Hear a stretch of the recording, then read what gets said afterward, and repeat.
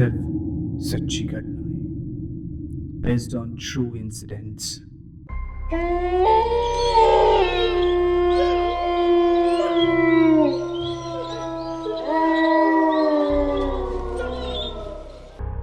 हर सोमवार की रात खौफ की रात।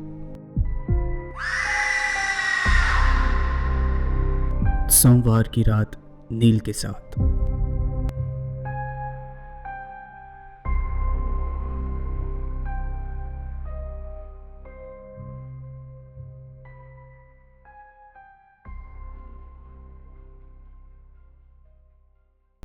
Hello and welcome everyone. आप सबको खौफ की थर्ड एपिसोड में स्वागत है।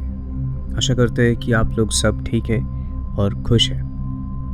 आज मैं एक और सच्ची हादसा आप लोगों के लिए लेके आया हूँ। तो आज मुझे पहला ईमेल से स्टोरी भेजा है देविका जी ने नैनीताल से। वो लिखते हैं कि उनको ये हॉरर कंटेंट बहुत ही अच्छी लगी है और चाहती है कि और भी अच्छे अच्छे भूत की सच्ची हादसाएं मैं बताऊँ आप लोगों को, ताकि दुनिया में सब के पास पहुंचे ये सारे ट्रू इंसिडेंट्स।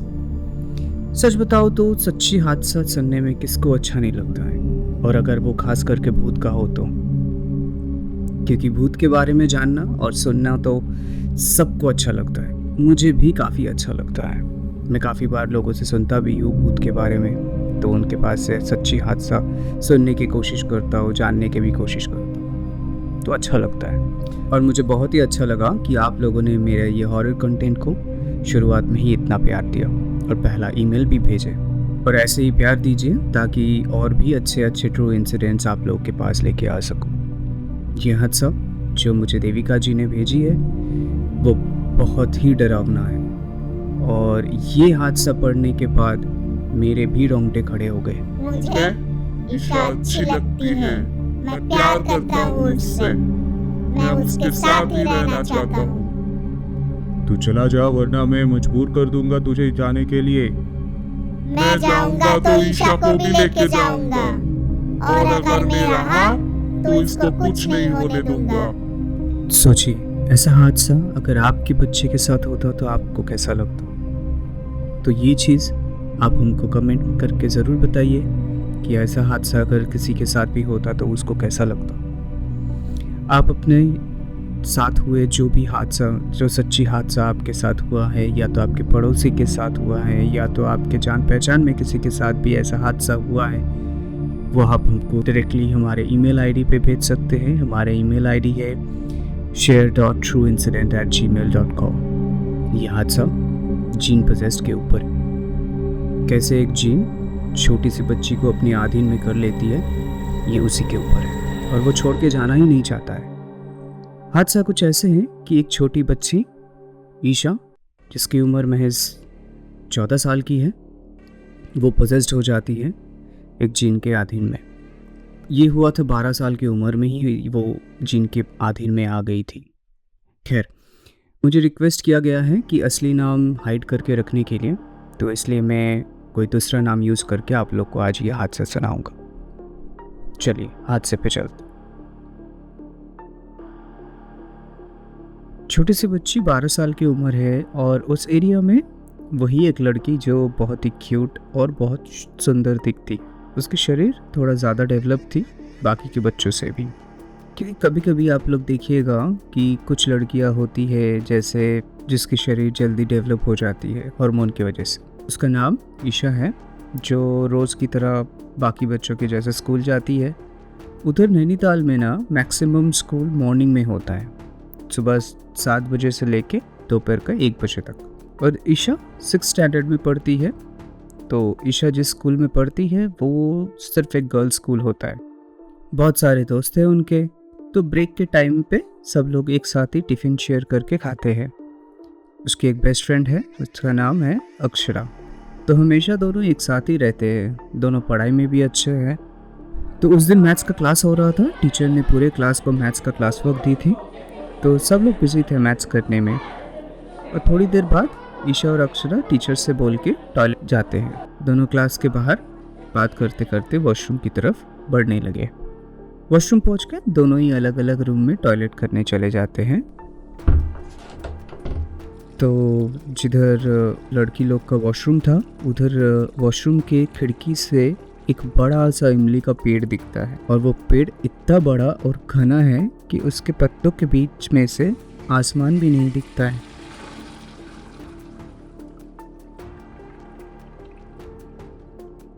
तो दोनों वॉशरूम से निकल के क्लासरूम की तरफ जाते हैं।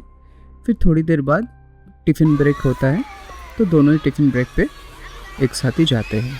तभी ईशा बोलती है, चल ना वो इमली के पेड़ के नीचे जाते हैं। नहीं रे, वो इमली का पेड़ थोड़ा डरावना दिखता है। चल ना, कुछ नहीं है, डरने का क्या है। तो ईशा अक्षरा को खींच के लेके जाती है उस पेड़ के नीचे बैठ के दोनों टिफ़िन खाने के लिए। तो दोनों जाते हैं उस इमली के पेड़ के नीचे बैठ के टिफ़िन भी खाने शुरू करते हैं। ईशा खाते खाते ऊपर देखती है और देखती ही रहती है। ओए ईशा, ईशा, ओए ईशा। हाँ, क्या हुआ तुझे? खाना क्यों नहीं खा रही है? हाँ, वो मैं पेड़ के ऊपर कुछ देख रही थी। क्या है ऊपर? कुछ तो नहीं है। चल जल्दी खाना खत्म कर और चल, क्लास के लिए लेट हो जाएंगे। हाँ ठीक है। दोनों टिफ़िन ख़त्म करके क्लास की तरफ जाते हैं, और क्लास में जैसे कि ईशा की मन ही नहीं बैठ रही थी। बार बार उसको ऐसा लग रहा था कि उसको बाहर जाना है, क्योंकि सब फील हो रहा था उसको कि कोई उसको बाहर बुला रहा है। उसको अचानक से एक बेचैनी सी महसूस होने लगी। जैसे तैसे करके स्कूल छुट्टी हुआ, उसके बाद वो घर चली जाती है, और घर जाके ऐसे नॉर्मल वो फ्रेश होने चली जाती है, और मम्मी खाना लगाती है। नहीं मम्मी, भूख नहीं लगी, मुझे नींद आ रही है। क्यों? स्कूल से आते टाइम पक्का तुमने कुछ खाई होगी रास्ते में। ये अक्षरा भी ना, कल बताती हूँ उसको। नहीं मम्मी, उसने कुछ नहीं दिया मुझे। लेकिन ईशा को तो खाने को मन ही नहीं कर रही थी। फिर भी मम्मी ने जैसे तैसे करके थोड़ा बहुत ईशा को खाना खिलाई और बोली कि जाओ जाके रेस्ट कर लो और शाम को उठ के होमवर्क कर लेना। ऐसे करके 2-3 दिन गया। रात में ईशा अपनी मम्मी के साथ ही सोती थी और पापा दूसरे रूम में। ऐसे ही एक दिन रात को सब लोग सो रहे थे। अचानक से ईशा आधी रात को उठ के बैठ गई और मम्मी को घूरने लगी। बहुत देर तक घूरने लगी और फिर रोने लग गई। मम्मी तुरंत उठ के ईशा को पकड़ के पूछने लगे कि क्या हुआ, पर ईशा ने कुछ नहीं बोली और ऐसे सो गई। मम्मी को लगा कि शायद वो सपना देखी होगी, जिसकी वजह से वो ये हरकत की। ऐसे करके रोज़ रात को ईशा कुछ न कुछ करने लगी। कभी हंसती तो कभी रोने लग जाती थी, और उस दिन तो सबसे ज़्यादा हद पार हो गई। आधी रात को उठ के घर के सामने एक छोटा सा तालाब है, उसमें जाके सीधा छलांग मार दी। तो ये सबको ये आवाज़ आया, अचानक से ये आवाज़ आया तो एरिया के सब लोग उड़ गए देखने के लिए कि इतनी रात को तालाब में कौन क्या फेंका जो इतना ज़ोर से आवाज़ आया। तो सब लोग जाके देखे कि ईशा पानी में डूब रही थी। 2-3 लोग जल्दी से पानी में कूदा और उसको उधर से पानी से निकाल के लेके आया, और कुछ लोग तो ईशा की मम्मी को भी बुला के लेके आए। ईशा की मम्मी ये देख के बहुत डर गई। जैसे ही ईशा को पानी से बाहर निकाला तो वो बेहोश हो गई। कुछ लोग बोलने लगे कि शायद उसको भूत बाधा हुई है, नहीं तो ऐसी आधी रात को कोई पानी में क्यों छलांग मारेगी। ऐसा कुछ भी मत बोलिए। ईशा को नींद में चलने की बीमारी है, शायद उसी के वजह से इधर आ गई थी। जाइए आप लोग, कुछ भी बोल देते हैं ये लोग। ईशा की मम्मी ईशा को लेके घर चली जाती है। उसके पापा और मम्मी ये देख के बहुत ही परेशान हो गए। सोचने लगे कि डॉक्टर के पास लेके जाना सही होगा, क्योंकि ऐसे नींद में कुछ भी कर बैठना खतरनाक हो सकती है। सुबह हुआ तो मम्मी पूरा चौंक गई। देखी कि ईशा ऐसे ही अपने आप से बात करने लगी। ईशा, तुम किससे बात कर रहे हो? ईशा बेटी। कोई जवाब ही नहीं दिया। ईशा धीरे धीरे गुनगुनाने लगी। मम्मी कितना कुछ बोल रही थी ईशा को, लेकिन ऐसे मानो कि ईशा के कान तक पहुंच ही नहीं रही थी वो आवाज़। उसको डॉक्टर के पास लेके गए, बहुत सारे टेस्ट भी करवाया, लेकिन सब कुछ नॉर्मल आया। ईशा के मम्मी पापा दोनों ही शॉक हो गए। क्योंकि अगर सब कुछ नॉर्मल है तो ऐसे एबनॉर्मल बिहेवियर वो क्यों करती है रात को। फिर एक दिन देविका जी आए, जो कि ईशा की बुआ है। वो आती है उसके घर पे और ईशा की ऐसे हालत देख के वो तुरंत समझ गई और बोली कि कोई अच्छे भूत उतरने वाले के पास लेके चलो इसको तुरंत, क्योंकि ईशा को भूत बाधा हुई है। और ये सुन के ईशा की मम्मी बोली कि नहीं नहीं ऐसा कुछ नहीं है, क्योंकि ईशा की मम्मी तो मान ही नहीं रही थी कि ऐसा कुछ हो सकता है। लेकिन ननद के समझाने पर एक अच्छे भूत उतरने वाले बाबा के पास लेके जाते हैं दोनों मिलके। उधर जाने के बाद ईशा की मम्मी को जो दिखा वो चौंकाने वाली थी। बाबा ने बोला कि ये लड़की और खुद में नहीं है, ये किसी की वश में है, इसका जल्दी से कुछ करना पड़ेगा, नहीं तो तेरी लड़की जाने वाली है। फिर बाबा ने बोला कि एक अमावस के दिन हो या रात हो, किसी भी टाइम पे इसको लेके आना पड़ेगा, तभी हम लोग कुछ कर पाएंगे। तो अमावस की रात 10 दिन बाद ही थी, तो ईशा को लेके गए उसकी बुआ और मम्मी दोनों मिलके वही भूत उतरने वाले बाबा के पास। तो बाबा ने पहले से ही होम हवन का तैयारी करके रखा हुआ था। ईशा को सामने बिठाया। कौन है तू, कहाँ से आया? मैं नहीं बताऊंगा। नहीं बताएगा?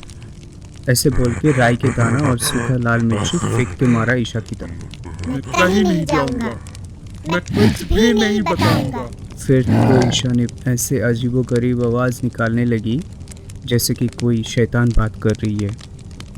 मैं फिर से पूछता हूँ, तू कौन है, कहाँ से आया, क्या नाम है तेरा? नहीं, नहीं बताऊंगा। ईशा का ये जवाब सुनने के बाद बाबा ने ईशा की तरफ मिर्ची और हल्दी जला के फेंका। तो फिर वो शैतान उसके खड़े स्मेल से बोलने लगे। मैं वो इमली के पेड़ पे रहता हूँ और सारे स्कूल के लड़कियों को देखता रहता हूँ। तुझे ईशा कहाँ दिखी? स्कूल के बाथरूम के पास इमली के पेड़ से देखा। तो तू इधर क्यों आया? मुझे ईशा अच्छी लगती है, मैं प्यार करता हूँ उससे, मैं उसके साथ ही रहना चाहता हूँ। तू चला जा वरना मैं मजबूर कर दूंगा तुझे जाने के लिए। मैं जाऊंगा तो ईशा को भी लेके जाऊंगा, और अगर मैं रहा तो इसको कुछ नहीं होने दूंगा। बहुत देर तक ये चला, लेकिन फाइनली बाबा ने भी बोला कि ईशा जिन के वश में है। तो बहुत देर तक झाड़ फूक होने के बाद ईशा की मम्मी ने ईशा को लेके चली जाती है। उस दिन के बाद से ईशा के साथ अभी तक तो ऐसा कुछ भी गलत नहीं हुआ है, लेकिन ईशा अपने आप में रहती है, अपने से बात करती है, अपने साथ हंसती है, गुनगुनाती है, और वैसे नॉर्मल बच्चों की तरह ही वो स्कूल में भी जाती है हमेशा।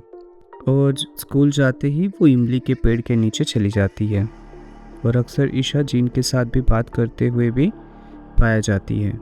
आज 2 साल बीत गई, 14 साल की हो गई है, और फिर भी कुछ नहीं बदला, वैसे ही चल रहा है। ईशा की मम्मी ने ईशा को उसकी हाल पे छोड़ दी है। इसीलिए ईशा की मम्मी ईशा के हाल पे छोड़ दिया, क्योंकि वो लोग काफ़ी जगह पे गया, काफ़ी बाबा के पास भी गया, और बहुत सारे लोगों के पास भी जाके पूछताछ भी कराया, बहुत जगह पे जाके झाड़ फूक की भी कराया, लेकिन फिर भी कोई नतीजा नहीं निकला। सब लोग यही बोलते हैं कि वो जिन इसके साथ ही रहना चाहते हैं।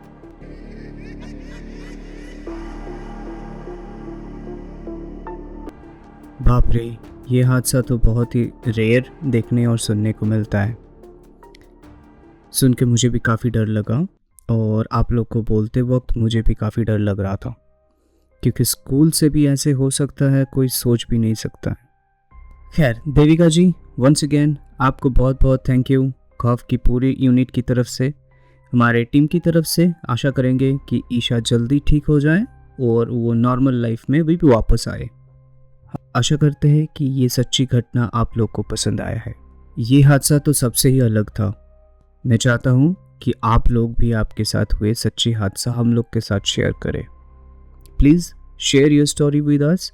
हम लोग का ईमेल आईडी है share.trueincident@gmail.com, और आपकी एक्सपीरियंस हम लोग सबके साथ शेयर करेंगे। और ये हादसा सुन के आप लोग को कैसा लगा, ये कमेंट करके ज़रूर बताना। और अगर अच्छी लगी तो आप लोग अपने फैमिली और फ्रेंड्स के साथ भी शेयर करिए। आगे और भी ऐसे घटनाओं को सुनने के लिए हमारे चैनल को सब्सक्राइब करें और बेल आइकन को प्रेस करना ना भूलें, ताकि पहला नोटिफिकेशन आपके पास जाए और आप नया एपिसोड पहले सुन पाए।